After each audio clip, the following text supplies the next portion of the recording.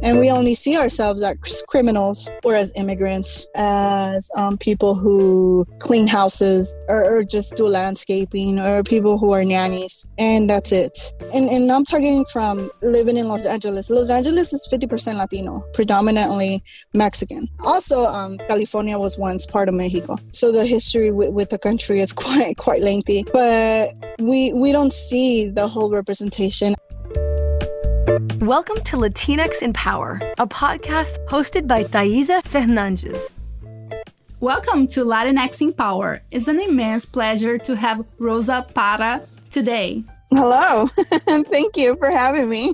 Rosa Parra is a Chicana born and raised in East LA. She became interested in films at a young age and just recently decided to become a film critic. Rosa is currently working towards her bachelor's in film and media studies. I'm a big fan of Rosa's podcast, Latinx Lens, about Latinx representation in film and television. So we are going to talk more about that too. I'm super excited about it. Oh, yes, me too. I can't wait to talk about it. Cool. I always like to start with this question, so I'm excited to ask that to you. What does it mean to be a Latina for you? I think a Latina, in terms of the term itself, it's a self-proclaimed term, meaning that you can only identify yourself as one. Because unfortunately, we're in an era where we try to always judge and put each other in boxes, or always try to check off these social norms. But to me, a Latina, in my opinion, is someone who is from or descends from a Latin American country, which can be Mexico, the Caribbean, Central or South America. So yeah, in terms of the term, it's self-proclaimed. I personally do consider myself a Latina because my parents are both from Mexico. Chicana, meaning that I was born and raised here in the U.S., but from Mexican descent. And unfortunately, when the term Latina comes into play, or when I hear the word Latina, I think diversity, I think richness in cultures, sadly, underrepresentation, invisibility, ancestry, because it's who I am, role models, and sadly, again, marginalization. We're just so often forgotten. It's very unfortunate. Yeah. For sure. And I like that you brought the point that is a self-identified a term that I feel sometimes people don't talk much about it. And I think especially speaking about myself, I'm Brazilian. I know that there's like a lot of Brazilians who also, they don't identify as Latinx, maybe because of the language or maybe because of really lack of knowledge. So I really like that you brought this point too. Yes, and I know a lot of people either who are from Mexico or descend from any of these countries who don't identify as Latinos. They either identify as Hispanic, or they want to be more specific and they say, well, I'm Mexican, or I'm Puerto Rican or Dominican, or they just specify what country they're from. And that's perfectly fine. Yeah, perfectly fine. Nothing wrong with it. But yeah, I think it's more of a U.S. thing that these terms, Hispanic and Latino, are coming to play. Yeah, the term Latinx I learned when I moved to the U.S. I think in Brazil we don't talk about it. We are just starting to see ourselves as like Latinos and Latinas, but the term Latinx it's not something that people were using. Yeah, same. I think I've been to Mexico a few times, and yeah, no, they don't use the term there either. Not that I'm aware of. And I know you're super vocal on Twitter regarding the words Latina and Latino versus Latinx, which I think it's awesome. It's also that you're talking about it, and I love to hear your perspective. And as I said, as a Brazilian who moved to the US 6 years ago, I really learned this term when I moved, and I know there's a lot of discussions about it, and I'm always seeing people talking, so I love to hear your perspective. Yes, the United States, it's a country that it's either one of the few, or if not the only one, where compartmentalization, it's a norm. You have to put yourself in a group, or the government always has to place you somewhere. They have to put you inside a box. Unfortunately, it first started with the term Hispanic, and anybody that was a Spanish-speaking descent country, they were automatically Hispanic. Because I guess either they're lazy to not want to either know about the people and know where their ancestry is, know about the different countries, so they just use an umbrella term and bundle all of us in it together. Just recently, the term Latino has also been around for a few years, but I think Latinx or Latinx, it's more of a newer term. If I'm not mistaken, I think it's predominantly used more in academics. Because it is new, not a lot of people are going to know about it. Biologically speaking, we do tend to be very frightened of the unknown. So when there comes a term, Latinx, of course, people are going to be like a bit hesitant to use it. Of course, more hesitant to use the term to identify themselves as.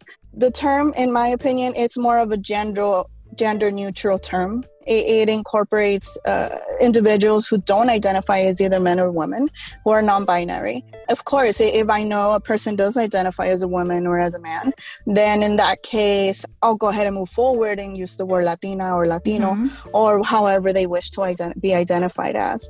But the origins of the term itself, if I'm not mistaken, it's from Latinos themselves. And it does come from people who are non-binary. And of course, it has a lot also to do with the Spanish language. Spanish language has been very masculine, so to speak. A lot of these words, if you use Latino, of course, we're talking about a man, but a lot of people would go on to say that the term itself is inclusive of everybody.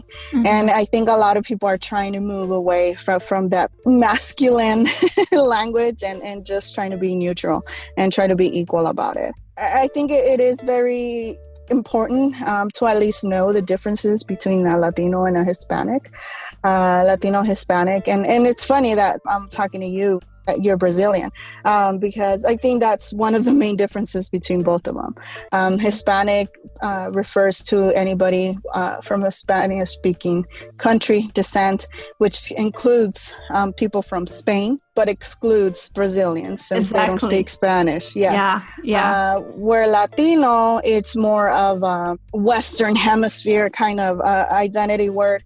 That term certainly does include Brazilians, but it excludes Spain. It excludes what is in our eyes, except for you guys, the colonial country, the colonists. So Latino, it's more of a term where we're pretty much embracing our roots. We're more celebrating our indigenous roots and being aware of where we're coming from. Where Hispanic tends to be more of a celebratory term for the Spanish, for the colonists. So I proudly identify as a Latina. Of course, Chicana to be more specific, so if people need to know. Which is another thing that, quite frankly, it's a bit bothersome. That people automatically need to know where you're from. Or people need to know, where are you from? Well, okay, I'm a Latina, but where exactly are you from? I'm like, why? Why does it matter? So you can just like put your stereotypes on me and just get an assumption or a perception of who I am based on your biases and everything. It makes no sense to me. I'm like, just know me for who I am. It doesn't matter where my roots or my cultural background is from. Yeah, I like that you mentioned that, and I love that you also brought the point that using the term Latinx, it's also an attempt to adapt the language and become more inclusive. I know that like for Spanish and also Portuguese, we have a lot of words in feminine or masculine, and when we try to be more like neutral, we use the masculine word that it kind of bothers me, and I'm glad we are having all those conversations and we are trying to adapt, even though sometimes there's some frictions and maybe we'll find better ways to be more inclusive. But I think this first step, it's really important, and the language really needs to change. I entirely agree with everything you just said. And I think for the most part, the argument that I do hear against the refusing to use the term or incorporate the term Latinx is exactly that, how it violates or it doesn't follow certain Spanish rules. Mm-hmm. Again, I'm a Chicana born in here in the US. I predominantly communicate via Spanglish. Mm-hmm. Trust me, when it comes to appropriately using the Spanish language, I am the far least suitable person to do it, because we're communicating, or I communicate via a language that it's a combination of both the English and the Spanish. Mm-hmm. And we even some made up terms that's half Spanish, half English. Mm-hmm. So when people come to me with that argument that the Latinx it's violating the Spanish appropriate pronunciation or rules or such, I just say that I'm a Spanglish speaking person. Not that I don't care. It's just Mm-hmm. something that I'm going to use terminology and I'm going to use the language. I'm going to communicate however I feel better Mm-hmm. suited to do so. And I'm just going to do it however I find more better for me. Yeah. So, and again, the term itself, we're not forcing it upon people. We're just using it however we think it's best using it. If you don't want to use the term, don't use it. Yeah. It's as simple as that. I love that. And maybe like the rules need to change too. Like, okay, it doesn't apply to like some language like rules and whatever. Like maybe it needs to be changed. So yeah, I love that you mentioned that. Yeah, I agree. And how would you describe yourself? A Chicana, born and raised again in East LA. And it's funny that we don't have a lot of representation when it comes to film in Hollywood. Mm-hmm. But whatever little representation we do have, it does tend to represent who I am, which is your stereotypical Chicano from East LA. And I just find it funny that I'm over here advocating for representation for everybody, yet I'm the one that's perhaps being represented the most in Hollywood. But yeah, I am from East LA, born and raised. I still reside here in Southern California. I've been here my entire life. I've never moved from here. I just love it. I love Southern California. I love the weather. It's gonna sound crazy, but I don't mind the earthquakes either. I've come to get used to them. I love that aspect of it. It's a little price we have to pay for the good weather here. Yeah, I mean, on a personal note, I'm married, been married for 16 years. I have 4 daughters. My primary job, it's in the medical field. I'm a certified electron microscopist, which is just a specialized lab technician. And I work in a hospital here in Los Angeles. I love it. I love everything I'm doing. So everything I'm doing with film and Latinx lens and reviewing movies and everything, it's more of a hobby, more of a side thing. Yeah, the medical field and science, they're just my passion. I just love it. I love everything about it. Really cool. And how like the pandemic situation it's been like for you, like working in the medical field? It's been rough because unfortunately the media and the misinformation that's going out there.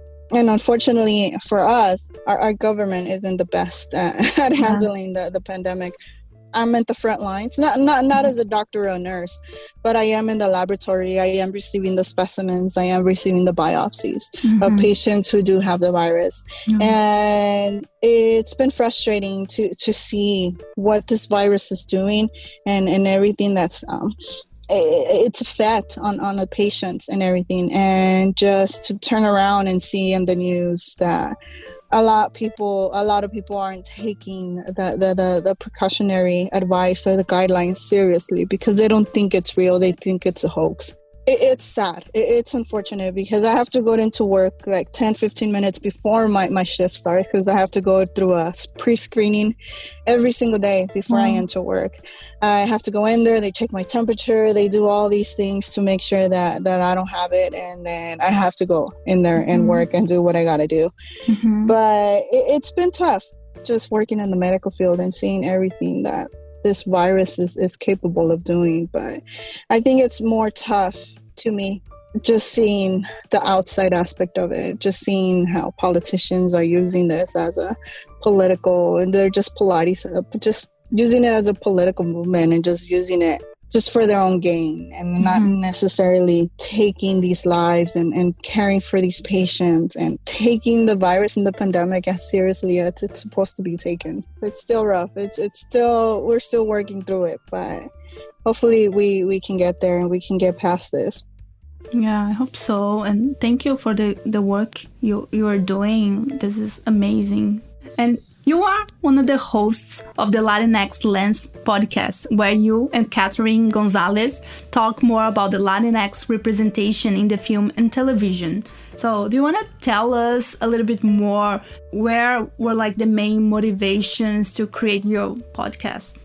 Yes. So episode 1 of the podcast, we go really into depth into that, into where the podcast came to be, a little bit about myself, a little bit about Catherine, and just to generalize it. I was taking a class. It's called Race and Gender in American Film. And for week 4, we were going to be focusing on Native Americans, Asian Americans, Latinos, or Hispanic representation and contributions into film and television. I mean, that should have been a red flag in the first place when you have 3 different demographics just for 1 week. Yes. I'm over here. I'm excited. I can't wait. And I want to learn about what Latinos and Hispanics have done and their contribution to the film in Hollywood and throughout its history of approximately 100 years. So we were utilizing a textbook, a 500-page textbook to read, to do the readings and such. And after reading a page and a half, just a page and a half on Latinos and Hispanics and what they contributed and what they've done for Hollywood was very disappointing. Because a few weeks before that, I had written an article about one of the actresses in the silent era from the 1920s in Hollywood. Her name was Dolores del Rio, and she's a Mexican actress who started in Hollywood in the silent era and then eventually would move back to Mexico and be part of the Mexican golden era of Mexican cinema. So I studied her, I read her biographies, and then I wrote an article about her. It was for Women's History Month back in I think it was March or something like that. I probably wrote more about her, just one actress alone, than this entire book told us about all of our history. And it was just disappointing. So I will go onto Twitter and I post. I just send a tweet asking if anybody would be interested in listening or consider listening to a podcast where we highlight and we shine a light to Latinos and our representation in films and such. To my surprise, the support was overwhelming, positive reactions, and I was very lucky to have Catherine reply to my tweet, and she commented and volunteered to help me out, and we both, and ever since, we've been just in touch, and we created and we came up with all these ideas, and now we're here. So I guess in a way I owe that page and a half of content a lot. Because thanks to that, now we have Latinx Lens. But it was disappointing. It was disappointing that even in film history, our history is being erased, or it's being limited, or even just removed from these textbooks. But yeah, it's been a good road pertaining to Latinx Lens. The support has been amazing, and even though Catherine and I are always in awe and always talking and discussing how we need to improve our podcast, because we're not professionals. We're just going at this with zero experience. And also because Catherine and I, we just met on Twitter, and we've known about each other's journeys and everything a few, probably a year or two before Latinx Lens ever came to play. But yeah, to get acquainted and try to build that chemistry or build that genuine or authentic relationship between the both of us. We've never met in person. I'm here in California. She's in Texas. that to even happen without actually physically meeting, it's quite, it's been a treat. Yeah, for sure. I love that. I love that you both met via Twitter, and listening to your podcast, I definitely feel the chemistry between you two. And without knowing the story, I would never expect that you never met in person for a long time at least. So it's really, I love this story, and also reminds me of the conversation we were having before we recorded, that we have a lack of representation. We don't see a lot of people talking about our stories. So, but the good thing is that we are speaking out, talking about our stories, even though we might not know how to do it professionally, like podcasts. Same thing for me. I never recorded a podcast. I never knew how to edit audio at all, but we are here trying to do our best. And of course, there's always something that we can improve. And of course, we will improve as we go, but we are doing this thing now. And this is small, but it's huge too, right? Because it's small actions that will combine with other actions from other people. And this can be really big, and it's really important. Yeah, the lack of representation is certainly our motivator. And it's not necessarily, we've come to figure out, and as we go, we try to dig into Hollywood's past films and actors and actresses that we know very little of. Mm-hmm. There's films out there. I personally thought we were going to run out of content, that we were going to run out of filmmakers and actors to talk about. But no, the list is pretty long.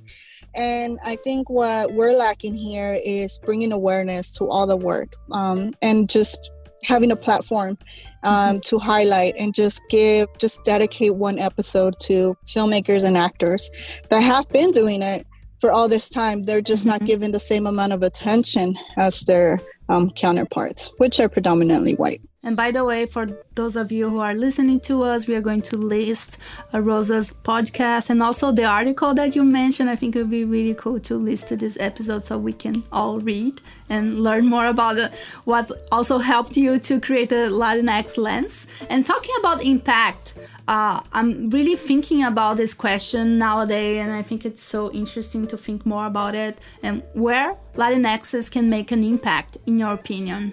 Everywhere.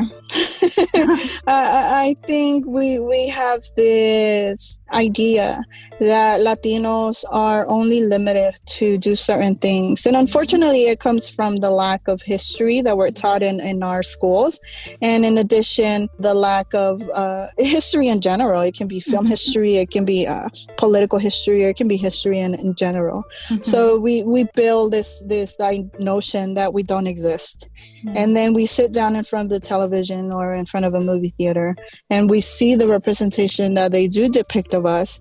And we only see ourselves as criminals or as immigrants, as people who clean houses or just do landscaping, or people who are nannies. And that's it. And I'm talking from living in Los Angeles. Los Angeles is 50% Latino, predominantly Mexican. Also, California was once part of Mexico. Yeah. So the history with the country is quite lengthy. But we don't see the whole representation. I work in the medical field. I've never seen my story been told in television, or maybe television. I think television does have a little bit of an advantage over film. Television does have a bit more representation. So in that sense, Hollywood has a lot of catching up to do. But I've met doctors, and I've met lawyers, and I've met a lot of professors. I've met a wide range of careers where Latinos are present. But we just don't see it represented. We just don't see it in film. We don't see it in television as much. We've been everywhere. We've always been here, from doctors to medical assistants, medical professionals, to lawyers, to politicians, to civil rights activists, all the way to farm workers that we would not be able to sit down on our table and eat if it weren't for those farm workers picking up the food for us. So we've been everywhere. I think it's just a matter of opportunity and giving that same equal advantage, not advantage, but that same equal opportunity. We're not seeking When I advocate for representation, and when I advocate for not only representation in front of the screen, but also in directing and writing and producing, and on top of that, in film criticism as well.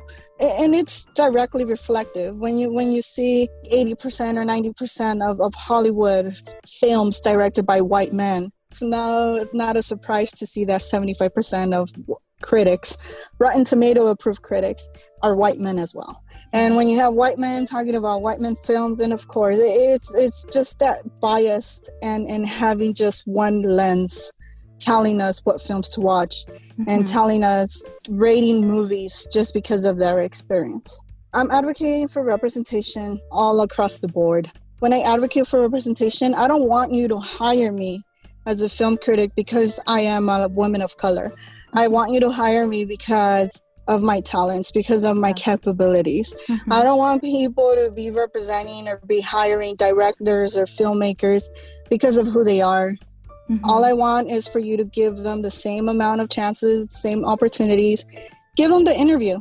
Just let us get into that door. Just give us the interview and then we'll show you what we got. That's all we're asking for. We don't want anything handed to us. We just want you to, come in for the interview and then we'll show you what we got. Yeah, I love that. Like, get to know more about us. Let's have the interview. Let's have a conversation. I love that. And tell me the first thing that comes to your mind when you hear these phrases. The first one is your superpower. Motherhood. I think all mothers are superheroes.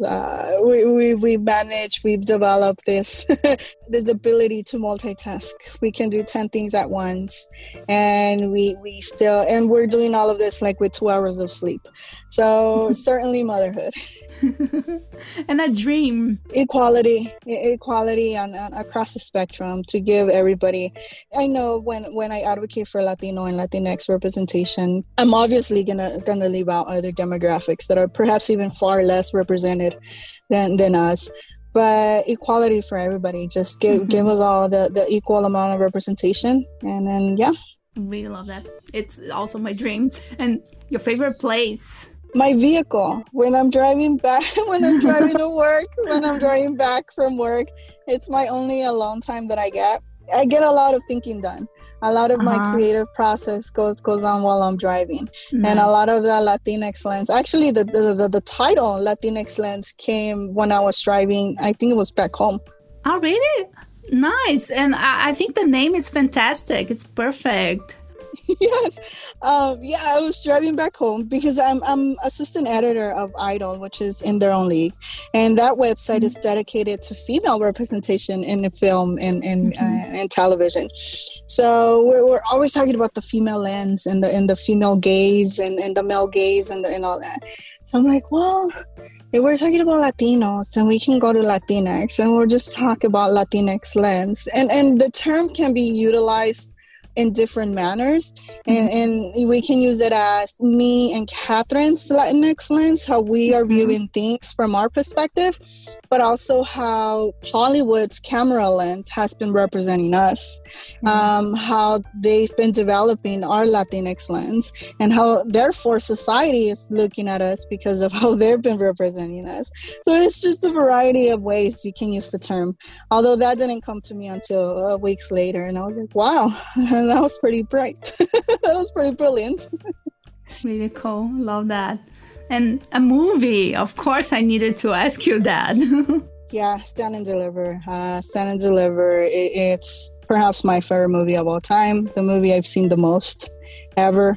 And of course, it takes place in East LA, and it's about math professor Jaime Escalante, who was teaching math at Garfield High School, where I also attended, of course. And he managed to teach a group, I think it's 18 students, high school students, calculus, and help them pass the AP calculus exam. And of course, we're from barrios with low income. They weren't looked upon as bright students. These type of tests are only for bright students. People are going to go to college. People are going to be professionals. And yeah, to have Latinos, to have Chicanos, predominantly Chicanos, take this exam is something that was never heard of. It was not even possible to think about because they didn't see these kids as capable of taking the exam. Nonetheless, passing it how they did. So Stand and Deliver, it's definitely left an everlasting impact in me. And even when I was taking calculus in college, I would watch this film like 3-4 times a week just as a motivation. And It helped. Yeah, it helped. I love that. I really like that. I didn't watch this movie, but I saw it is available on Netflix, so I'm going to watch it today and also link to this description so we can all watch. Amazing. Yes, I'd love to hear what you think. But certainly, especially that intro, there's a little montage of East LA. And that's just my hometown. That's where I'm from. And certainly a sense of pride every time I watch that movie. Cool. And what is the one thing that the Latinx lens brought you that you didn't expect? For the first time, it made me think why I view things in a certain way, my own biases, my own perceptions.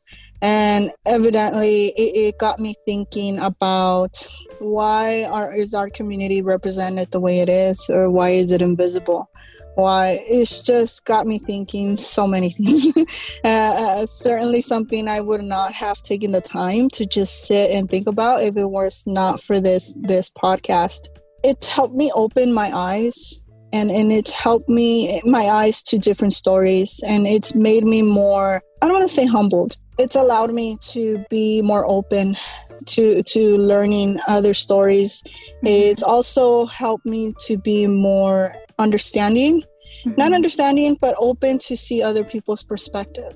And this includes people who think differently of me, people who have different political beliefs or any religious beliefs or anything in general, different from mine. I've come to learn from, it's been more of a philosophical impact on me than I thought. It's made me being more open, more understanding, I'm willing to listen to anybody who's has different views from myself than myself. And it's something that I probably would have never thought of if it weren't for this podcast. Of course, the obvious, just learning about these actors and filmmakers that have been trailblazing all this time. We just recently recorded an episode on Raul Julia, who I only knew about from the Addams family, as Gomez Addams. And that was my only extent, the only thing I knew about him.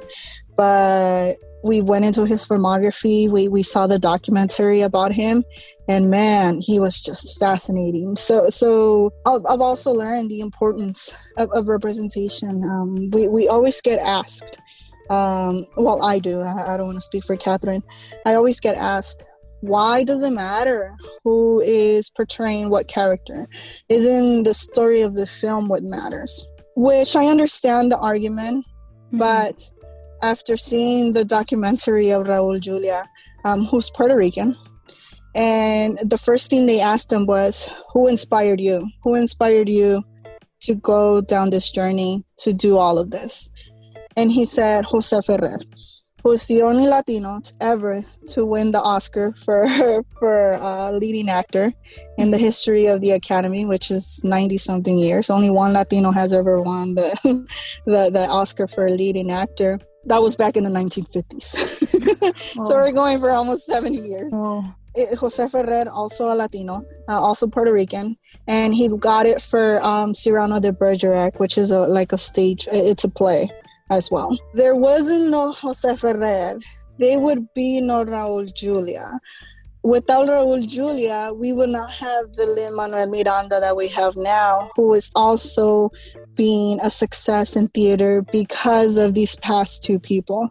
So, which further validates the importance of representation. If you don't see yourself up there, if you don't see that people like you, that look like you, that talk like you, that you can identify with, are able to win Academy Awards, to be on films like The Addams Family that everybody are going to know about, Yeah. Those movies are going to be the Halloween tradition. So every new generations of people are going to know who Raul Julia is because of those films. So if we don't have those influences, if we don't have those role models, we just think ourselves as limited to certain dreams when we can just go out there and do whatever we set our minds into. Yeah. So bringing it back to people asking me, why does it matter who's behind the thing? Isn't the performance what matters? Yes, it's true. The story matters. The performance matters. But when it comes to movies and televisions unconsciously developing this stereotype and these biases on certain demographics, hell yeah, it matters. It's going to matter. It's going to matter when you only have Latinos and Blacks and all these minorities as your criminals, because a lot of kids are going to see this. They don't know what's going on. They don't know these movies aren't real. And they're going to think those type of people are the only criminals there is. Yes. So yes, it does matter when it comes to representation. But yes, no, Latinx lens has been very essential. It's responsible for my growth and my understanding, and I'd even dare to say maturity when it comes to art and creativity and representation and being open to other people's perspectives and try to understand. It certainly made me realize, and it's embedded that idea in me, to never judge people, no matter what their ideas is, without knowing their motives, without knowing their background, because it makes a lot of difference when you do. Amazing. I love all those points that you brought. It is so amazing that you are also sharing all this research you're doing with all of us. So this is an amazing treat. And what are the resources that have helped you along the way? Tell us all your secrets. Well, school is the main one at now, because as I'm working also for my film and media studies degree, I'm also working on another science degree, but also working on a Chicana studies degree as well. So I'm working on 3 bachelors at the moment. Whoa. And I mean, the pandemic makes the online thing much easier. It's just a bit more easier to do. But learning about my own history, it's unbelievable that I have to work on a bachelor's degree to learn about my own history.